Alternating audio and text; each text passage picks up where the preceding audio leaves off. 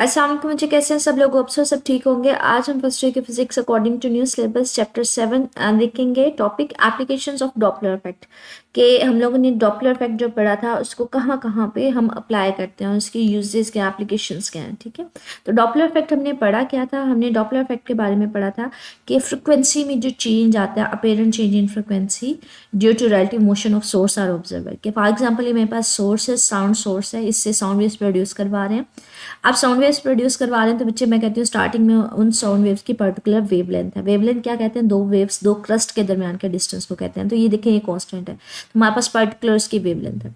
अब अगर ये सोर्स मूव करना शुरू हो जाए टूवर्ड्स दी ऑब्जर्वर या लिसनर, इसकी तरफ मूव करना शुरू हो जाए तो बच्चे वेव्स जो है वो कम्पैक्ट हो जाती हैं, वेवलेंथ कम हो जाती है। ये देखिए, इनके दरमियान डिस्टेंस कम हो गया, दो क्रस्ट के दरमियान वेवलेंथ कम हो जाती है तो इसको ज़्यादा आवाज़ सुनाई देती है, फ्रिक्वेंसी बढ़ जाती है। या फिर अगर ये सोर्स जो है लिसनर से या ऑब्जर्वर से अवे जाना शुरू हो जाए तो वेवलेंथ बढ़ जाती है, वेवलेंथ बढ़ जाती है तो इसको कम आवाज़ सुनाई देती है, फ्रिक्वेंसी कम हो जाएगी। तो ये जो फ्रिक्वेंसी में चेंज आ रहा है बच्चे, इसी को नाम दिया था डॉपलर इफेक्ट का। आज हम देखेंगे डॉपलर इफेक्ट को हमने कहाँ पे यूज़ कर सकते हैं, उसकी एप्लीकेशंस क्या है उसको देखते हैं। कहते हैं डॉपलर इफेक्ट जो है ना वो इलेक्ट्रोमैग्नेटिक वेव्स के लिए भी एप्लीकेबल है। इलेक्ट्रोमैग्नेटिक वेव्स हम लोग ने एक स्पेक्ट्रम पढ़ते हैं इलेक्ट्रोमैग्नेटिक दिस वन, ठीक है, जिसे हम रेडियो वेव्स पढ़ते हैं, माइक्रोवेव्स पढ़ते हैं, infrared, visible, ultraviolet, X rays, gamma rays, ये सारी की सारी जो वेव्स है ना ये हमारे पास है इलेक्ट्रोमैग्नेटिक वेव्स हैं। हाँ, इनकी फ्रिक्वेंसी वेवलेंथ कम ज़्यादा होती है, मतलब रेडियो वेव की वेवलेंथ सबसे ज़्यादा होती है। जैसे जैसे हम आगे जाते जाते हैं वेवलेंथ क्या होती जाती है? कम होती जाती है। वेवलेंथ होती है दो क्रस्ट के दरमियान का डिस्टेंस, ठीक है। तो रेडियो वेव्स की वेवलेंथ सबसे ज़्यादा होती है, जैसे जैसे हम आगे जाते हैं वेवलेंथ क्या होती जाती है? कम होती जाती है। तो ये सारी की सारी इलेक्ट्रोमैग्नेटिक वेव्स हैं। सिर्फ डिफरेंस क्या है? इनकी वेवलेंथ और फ्रिक्वेंसी डिफरेंट होती है। अब इनको इलेक्ट्रोमैग्नेटिक वेव्स क्यों कहा जाता है बच्चे? क्योंकि ये सारी की सारी वेव्स जो है ना इलेक्ट्रिक फील्ड और मैग्नेटिक फील्ड से मिलकर बनती हैं, ठीक है। और ये मूव भी इसी तरह से करते हैं। इलेक्ट्रिक फील्ड मैग्नेटिक फील्ड को प्रोड्यूस करवाती है, मैग्नेटिक फील्ड इलेक्ट्रिक फील्ड को प्रोड्यूस करवाती है। तो हम कहते हैं ये इलेक्ट्रिक फील्ड और मैग्नेटिक फील्ड से मिलकर बनती है, इसलिए ये सारी की सारी वेव्स को क्या बोला जाता है? इलेक्ट्रोमैग्नेटिक वेव्स बोला जाता है। अब इलेक्ट्रोमैग्नेटिक वेव कौन सी है वो उसके हिसाब से डिपेंड करता है उसकी फ्रिक्वेंसी या वेवलेंथ कितनी है। रेडियो वेव होगी तो उसकी वेवलेंथ ज़्यादा होगी, फ्रिक्वेंसी कम होगी, एंड सो ऑन। तो ये वेवलेंथ के हिसाब से इन सबको डिफ्रेंशिएट किया हुआ है, ठीक है। कहते हैं ये जो हमने डॉपलर इफेक्ट पढ़ा ना, ये बेसिकली इलेक्ट्रोमैग्नेटिक वेव्स के लिए भी एप्लीकेबल है। और हम यहाँ पे जो इंपॉर्टेंट एप्लीकेशन पढ़ेंगे ये हम लोग देखेंगे रडार सिस्टम में, ठीक है। अब रडार पहले सबसे पहली बात है कि ये रडार किस चीज़ की एब्रीविएशन है, ये एमसीक्यू में आ जाता है। रडार का मतलब होता है रेडियो डिटेक्शन एंड रेंजिंग। मतलब रडार में हम कौन सी वेव्स इस्तेमाल करते हैं बच्चे? रेडियो वेव्स इस्तेमाल करते हैं। मैंने आपसे कहा है कि ये हमारे पास सारी की सारी इलेक्ट्रोमैग्नेटिक वेव्स हैं। अब इन इलेक्ट्रोमैग्नेटिक वेव में हम लोग रडार में कौन सी वेव्स इस्तेमाल करेंगे? रेडियो वेव्स इस्तेमाल करेंगे, ठीक है। तो इसलिए इसको नाम दे दिया जाता है रडार। ये एमसीक्यू में पूछा जाता है, radar is the abbreviation of radio detection and ranging. कहते हैं हम लोग यहाँ पे इसमें कर क्या रहे होते हैं? इसमें बेसिकली रेडियो वेव्स को इस्तेमाल कर रहे होते हैं अगर हमने किसी एरोप्लेन की पोजीशन या फिर स्पीड वगैरह को डिटर्मिन करना हो, ठीक है। कहते हैं एक डिवाइस है, फॉर एग्जांपल ये एक रडार एक ऐसा डिवाइस है जिससे ना आप रेडियो वेव्स को ट्रांसमिट करवाते हैं, ठीक है। आगे उसके अगर कोई प्लेन है हमारे पास, तो हमारे पास अगर ये प्लेन जो है ना वो टूवर्ड्स दी रडार मूव कर रहा है, तो यहाँ से अगर रेडियो वेव्स निकलेंगी वो इससे रिफ्लेक्ट होंगी। अगर ये इस तरफ आ रहा है तो बच्चे वो जब रिफ्लेक्टेड वेव होगी ना उसकी वेवलेंथ पहले की निस्बत कम हो जाएगी। अब वेवलेंथ कम हो जाएगी तो आप ट्रांसमिट और जो रिफ्लेक्टेड वेव होती है उन दोनों को चेक करते हैं, उसको कह लें कि कंपैरिजन करते हैं। तो हमें आइडिया हो जाता है अगर रिफ्लेक्टेड वेव की वेवलेंथ पहले की निस्बत कम है तो इसका मतलब है ये जो वेव है, ये एरोप्लेन जो है वो अप्रोच कर रहा है, वो टूवर्ड्स दी रडार आ रहा है, तो इसकी पोजीशन जो है वो इस तरफ आ रही है। लेकिन अगर वो अवे जा रहा होगा तो जो आप वेव ट्रांसमिट करवाएंगे और जो रिफ्लेक्ट होके आएगी बच्चे, रिफ्लेक्टेड वेव में जो हमारे पास वेवलेंथ है वो पहले की निस्बत ज़्यादा हो जाएगी।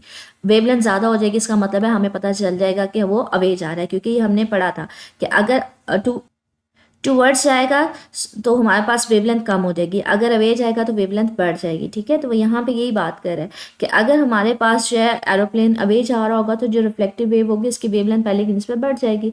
लेकिन अगर हमारे पास कह लें कि अवे टूवर्ड्स से जा रहा होगा तो वेवलेंथ पहले की निस्बत कम हो जाएगी। तो हमें आइडिया हो जाता है कि उसकी पोजीशन क्या, मतलब अवे, आइदर वो अप्रोच कर रहा है towards the radar system, either वो अवे जा रहा है, ठीक है। जिससे हमें पता चलता है, डिटेक्शन कर रहे होते हैं कि हम वो किस तरफ जा रहा है, ठीक है। वो यहाँ पे ये कह रहे हैं अगर जो हमारे पास एरोप्लेन की जो वेवलेंथ से हमारे पास रिफ्लेक्टेड वेव है अगर उनकी अवे जा रहा होगा एरोप्लेन तो हमारे पास क्या होगा कि वेवलेंथ जो है वो लार्जर हो जाएगी, और अगर वो टूवर्ड जा रहा होगा तो वो शॉर्टर हो जाएगी, ठीक है।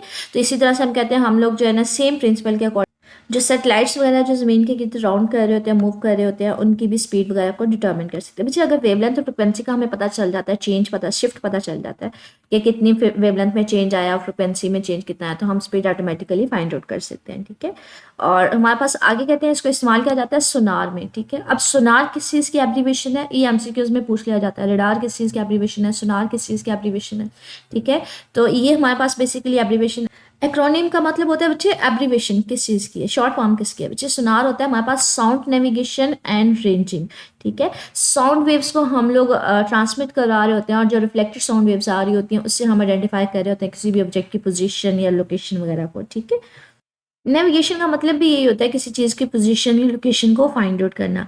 कहते हैं हम लोग इसको सोनार क्यों नाम देते हैं, कहते हैं ये बेसिकली जो है ना ये इस्तेमाल किया जाता है सोनिक या अल्ट्रासोनिक हम साउंड वेव्स इस्तेमाल कर रहे होते हैं। साउंड वेव्स हम कौन सी बेसिकली इस्तेमाल करते हैं अंडर वाटर के लिए, सोनिक या अल्ट्रासोनिक। सोनिक उनको बोलते हैं बच्चे जो हमारी ह्यूमन एयर जो है ना वो आराम से सुन सकता है। वो अप्रॉक्सीमेटली जो इसकी रेंज होती है ना वो 20 से 20,000 हर्ट्ज तक होती है। ठीक है, जो हम इंसानी कान जो है वो अप्रॉक्सीमेटली सुन सकते हैं, उसकी रेंज होती है 20 से 20,000 हर्ट्ज तक। ये इसको वेव्स को हम नाम देते हैं सोनिक वेव्स का।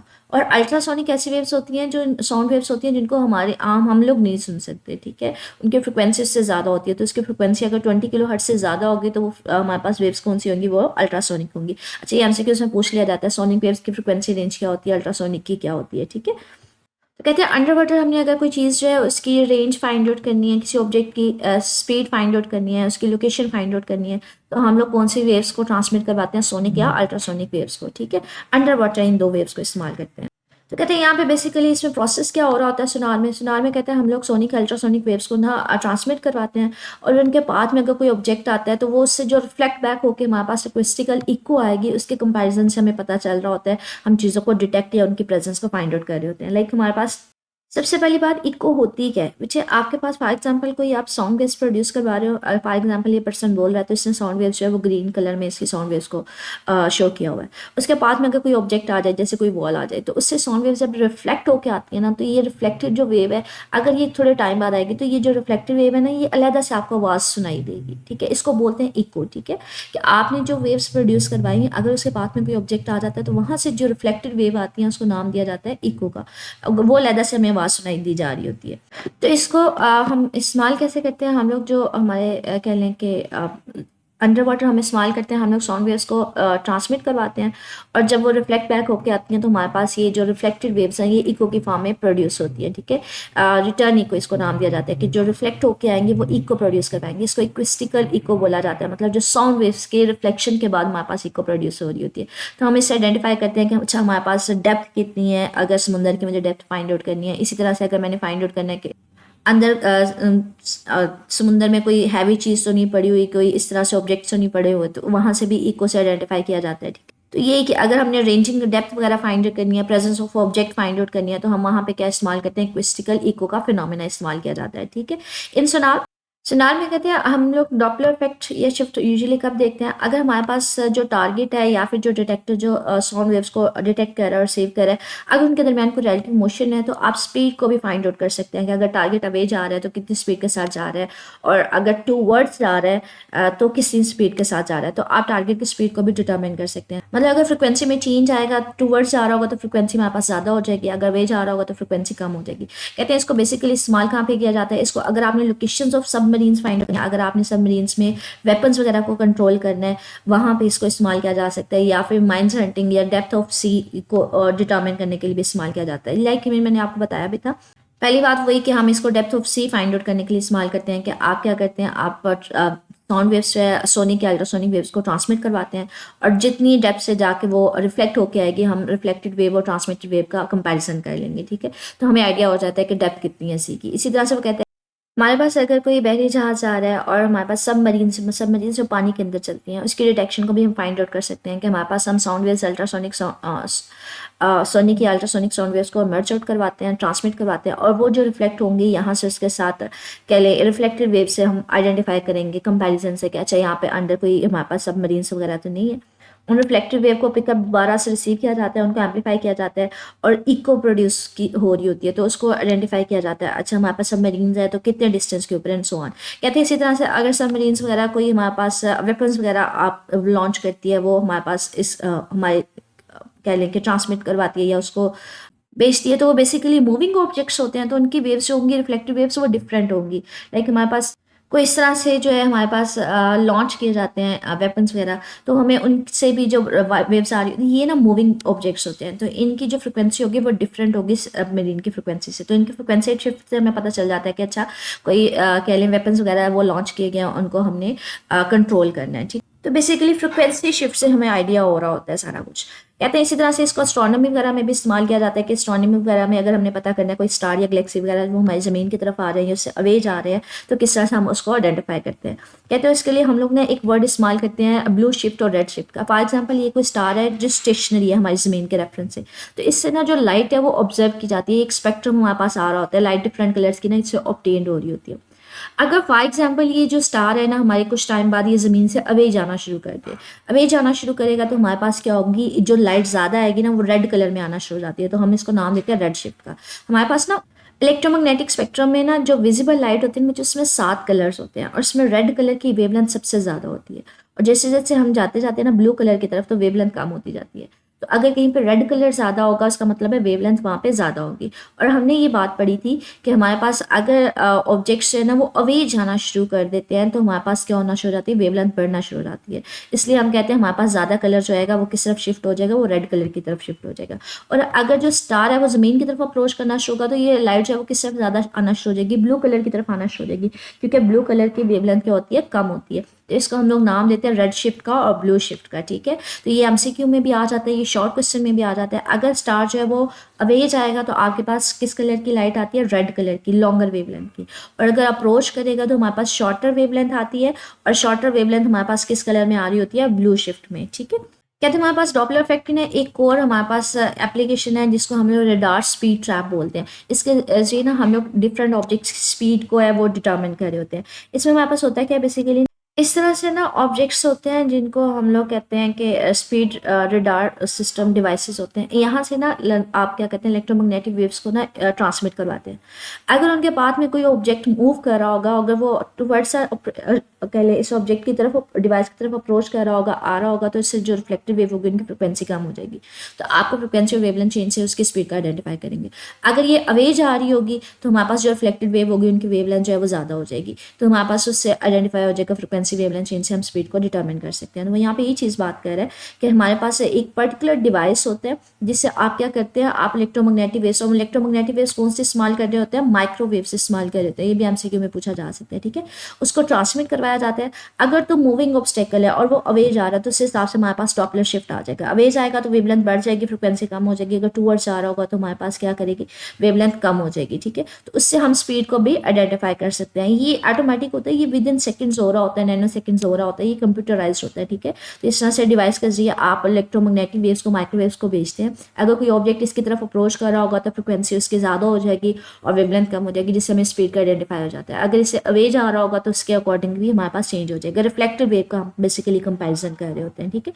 उसके अलावा ये मजीद उसकी ना एप्लीकेशंस गिवन है कि डॉपलर शिफ्ट को कहाँ पे इस्तेमाल किया जा सकता है, सैटेलाइट्स नेविगेशन। नेविगेशन अगेन वही पोजीशन लोकेशन फाइंड आउट करना है, ठीक है। कहते हैं डॉपलर शिफ्ट को इस्तेमाल किया जाता है अगर हम लोगों ने अगर सैटेलाइट्स वगैरह की लोकेशन या पोजीशन वगैरह फाइंड आउट करनी है, उनके स्पीड फाइंड आउट करनी है। लाइक ये हमारे पास ज़मीन से ना हम साउंड वेव्स को इमर्ज आउट करवा रहे होते हैं, या जो भी हम इलेक्ट्रोमैग्नेटिक वेव्स कुछ वेव्स ले रहे होते हैं, वो जो रिफ्लेक्ट होके आएंगी इन सैटेलाइट्स वगैरह से, वो बेसिकली इन सैटेलाइट की जो है फ्रिक्वेंसी, पोजीशन, स्पीड वगैरह बता रही होती है हमें, ठीक है। इसी तरह से कहते हैं इनको सैटेलाइट कम्युनिकेशन के लिए इस्तेमाल किया जाता है हमारे पास डॉपलर शिफ्ट को, कि ज़मीन पे हमारे पास किसी सिटी में ग्राउंड स्टेशन होते हैं, वो कह लें ट्रांसमिट करवाते हैं वेव्स को। सैटेलाइट क्या करेगा, उनको कह लें कि एम्पलीफाई करेगा और पर्टिकुलर स्टेशन में उनको रिफ्लेक्ट बैक करवा देते हैं। ये इसी तरह से होता है, या तो उसी स्टेशन में भी इस तरह से भी होता है, ग्राउंड स्टेशन लगे हुए हैं तो आप वेव्स को बेचते हैं, वो उसको एम्पलीफाई करवाते हैं और उसके डिमांड के हिसाब से उसी सिटी में उसको रिफ्लेक्ट बैक करवा देगा, डिफरेंट सिटीज़ में उसको रिफ्लेक्ट बैक करवा देगा। तो ये कम्युनिकेशन में एक अहम रोल प्ले करते हैं। इसी तरह से कहते हैं हम लोग सैटेलाइट्स के जरिए ज़मीन की सरफेस की जो वेलोसिटी है या डिफॉर्मेशन, कहीं पे कोई ख़राबी वगैरह आ रही है, उसको भी हम डिटेक्ट कर लेते हैं। ये देखिए सन से जो लाइट है वो ज़मीन के ऊपर फॉल कर रही है और ज़मीन हमें पता है 24 घंटों में अपने एक्सिस के गिर्द रिवॉल्व कर रही होती है। अब यहाँ से लाइट फॉल करती है, ज़मीन से रिफ्लेक्ट होती है किसी सरफेस से ऊपर, तो हमारे पास सैटेलाइट उसको कैप्चर करके उसको आइडेंटिफाई करते हैं। अब ये रिवॉल्व कर रही होगी, अगर किसी सरफेस के ऊपर हमारे पास कोई खराबी हुई होगी, ख़राब हुई होगी, तो जहाँ से रिफ्लेक्टेड वेव जो होगी ना वो थोड़ी सी उसकी प्रॉपर्टीज चेंज हो जाती है, तो हमें पता चल जाता है कि ज़मीन की जो है ना सरफेस से में कोई प्रॉब्लम आई हुई है। तो ड्रॉबैक डिफॉर्मेशन हुई है, डिफॉर्मेशन का मतलब है ख़राब हुई हुई है। और इसी तरह से स्पीड का भी इसका पता चल रहा होता है, जो रिफ्लेक्टेड लाइट से हमें आइडेंटिफाई कर रहे होते हैं, ठीक है, किस स्पीड के साथ वो अपने इसके अराउंड रिवॉल्व कर रही है। इसी तरह से कहते हैं डॉपलर जो है इकोकार्डियोग्राफी में भी इस्तेमाल किया जाता है डॉपलर शिफ्ट को। इको का मतलब है वही रिफ्लेक्टेड वेव का कंपैरिजन करना ट्रांसमिटेड वेव के साथ, और कार्डियोग्राफी का मतलब होता है बेसिकली हार्ट से रिलेटेड होता है। तो कहते हैं बेसिकली ये हमारे पास बॉडी में ब्लड फ्लो को डिटर्मिन करने के लिए इस्तेमाल किया जाता है। इसी तरह से वॉल्व स्टेनोसिस या फिर अगर हम बात करें कि रिगर्जिटेशन का हमें आइडेंटिफाई आइडिया हो रहा होता है, लाइक हमारे पास अगेन वही काम हो रहा था कि ब्लड वेसल्स में आप क्या करते हैं, वेव्स को अल्ट्रासोनिक वेव्स को ट्रांसमिट करवाते हैं, वहाँ से रिफ्लेक्ट बैक होके आएंगे, उनकी वेवलेंथ फ्रिक्वेंसी चेंज हो जाती है। ये देखिए वेवलेंथ चेंज हो गई है, तो इनके कंपैरिजन से हम आइडेंटिफाई करते हैं कि ब्लड फ्लो जो है वो किस तरह से जा रहा है, स्मूथ है और उसमें कोई खराबी तो नहीं आ रही। तो यहाँ पे उसी चीज़ को कह रहे हैं कि हमें वॉल स्टेनोसिस का पता चलना शुरू हो जाता है कि अगर आइदर वो ओपन नहीं हो रही, कहीं पे कोई ब्लॉकेज वगैरह तो नहीं हो गई हुई, ठीक है। इसी तरह से जिटेशन का मतलब होता है कि यहाँ ये बता रहा है कि ब्लॉकेज वगैरह तो नहीं होगी, इसका ये मतलब होता है कि प्रॉपरली क्लोज नहीं हो रही, वो खुल गई है। मतलब बार बार वो होता है ना हमारे पास ब्लड वेसल होती हैं, वो ओपन होती हैं क्लोज होती हैं, ओपन होती हैं क्लोज होती हैं। इसका मतलब होता है कि वो क्लोज हो गई है प्रॉपरली, एकदम से वो ओपन नहीं हो रही, मतलब ब्लॉकेज हो गई हुई है। इसका मतलब है एक दफ़ा वो ओपन हो गई तो बाद में क्लोज होने में उसको प्रॉब्लम हो रही है। तो ये कुछ ड्रॉबैक्स हैं।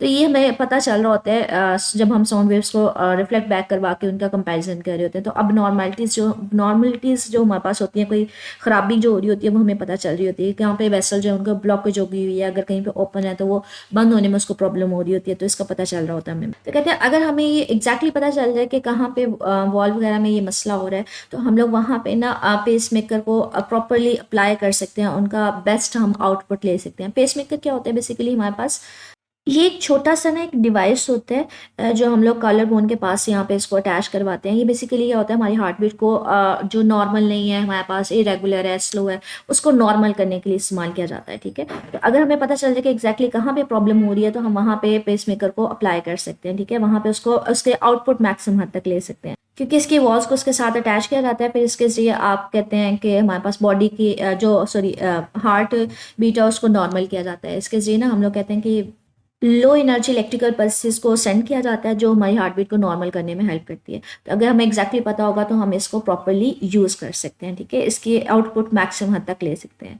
आगे इसी तरह से कहते हैं हमारे अगेन वही बात करें कि डॉपलर अल्ट्रासाउंड वेव्स को हम ट्रांसमिट करवाते हैं फाइंड आउट करने के लिए, ब्लड फ्लो वगैरह को फाइंड आउट करने के लिए, हार्ट बीट वगैरह को चेक करने के लिए। इसी तरह से हमारी कोई वेस्कुलर कोई ब्लॉकेज वगैरह तो नहीं हुई, इस चीज़ को चेक करने के लिए। और कोल्यूशन ये भी बेसिकली हमारे पास ब्लॉकेज वगैरह ही होती है, ठीक है। ये हमारे पास सारे के सारे यूजेस थे डॉपलर इफेक्ट की एप्लीकेशन थी इन डेली लाइफ, ठीक है। डिफरेंट एप्लीकेशन थी डिफरेंट फील्ड्स में। अब ये एक तो कंपैरेटिवली पूरा का पूरा लॉन्ग क्वेश्चन आ जाता है। इसमें शॉर्ट क्वेश्चन एमसीक्यूज क्या बनते हैं, इसमें शॉर्ट क्वेश्चन रेडार वगैरह की पूछ ली जाती है, एब्रीवेशन किसकी है, सोनार की एब्रीवेशन किस तरह से है, इसको हम लोग किस तरह से एज इन रेडार इस्तेमाल कर सकते हैं, ये शॉर्ट क्वेश्चन आपसे ज़्यादा पूछ लिया जाता है। सोनार में हम लोग किस तरह से इस्तेमाल करते हैं, इसमें यूजेस क्या है इसके, वो आपसे शॉर्ट क्वेश्चन पूछ लिया जाता है। एस्ट्रोनॉमी में जो आपके पास रेड शिफ्ट या blue shift most commonly short question आ जाता है, ठीक है। रडार स्पीड ट्रैप ये भी आपके पास अलग से शॉर्ट क्वेश्चन पूछा जा सकता है, ठीक है। तो ओवरऑल ये लॉन्ग क्वेश्चन है, इसमें कोई भी छोटे छोटे पॉइंट्स जो है ना वो हमारे पास क्या हो सकते हैं, एज अ शॉर्ट क्वेश्चन बन सकते हैं, ठीक है। तो ये आप कंप्लीट ही करेंगे। इससे मजीद कुछ पूछना हो मुझे मेरे से कमेंट सेक्शन में पूछ लीजिएगा। ओके, अल्लाह हाफिज़।